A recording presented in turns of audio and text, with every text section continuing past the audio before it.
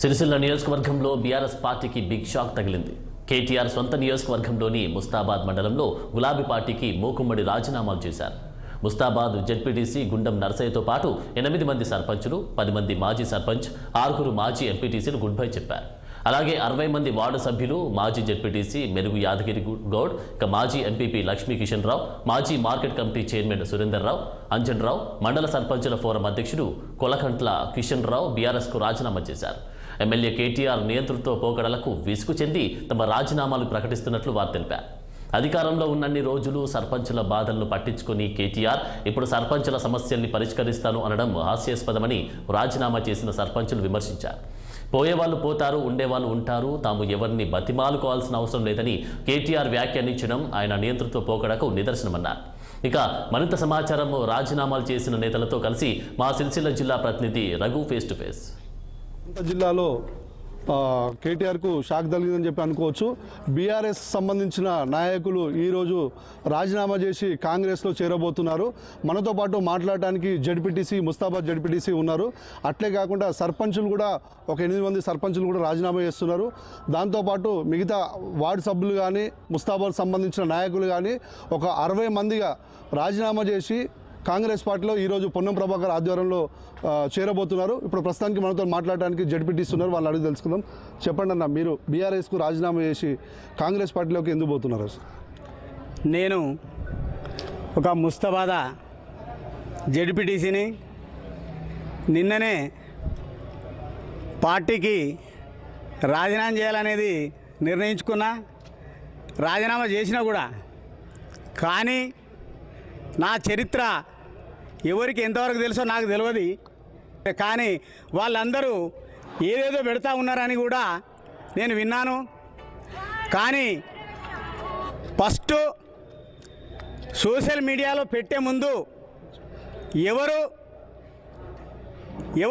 ఎలాంటి చరిత్ర ఎవరికి ఉందనేది కూడా గుర్తించి పెట్టుర్రి, దానికి కూడా నేను స్పందిస్తా.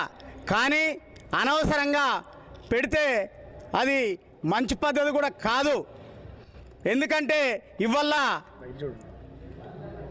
పదవి టీఆర్ఎస్ పార్టీలో ఇస్తే పార్టీకి నష్టం చేసిన చరిత్ర కాదు. కానీ ఇవాళ పదవి ఇచ్చి ఏ అధికారాలు ఇవ్వకపోతే ఇవాళ ప్రజలకు మనం ఏం న్యాయం చేయకపోతే ఈ పదవిలో ఉండి వేస్ట్, ఆ పార్టీలో ఉండి వేస్ట్ అనేది రాజీనామా చేయడం జరిగింది. చెప్పండి, మీరు రాజీనామా చేయవలసిన కారణం ఏంది? ఎందుకు బీఆర్ఎస్ పార్టీకి రాజీనామా చేస్తున్నారు? మేము దాదాపు ఒక 20 ఏళ్ళ నుంచి రాజకీయంలో ఉన్నాము. 2001లో కూడా నేను టీఆర్ఎస్ పార్టీలో క్రియాశీలకంగా కూడా చేశాను. ఎంత చేసినా కానీ అప్పుడు నేను 2006లో కూడా మా మిస్సెస్ ఎంపీపీగా చేశారు.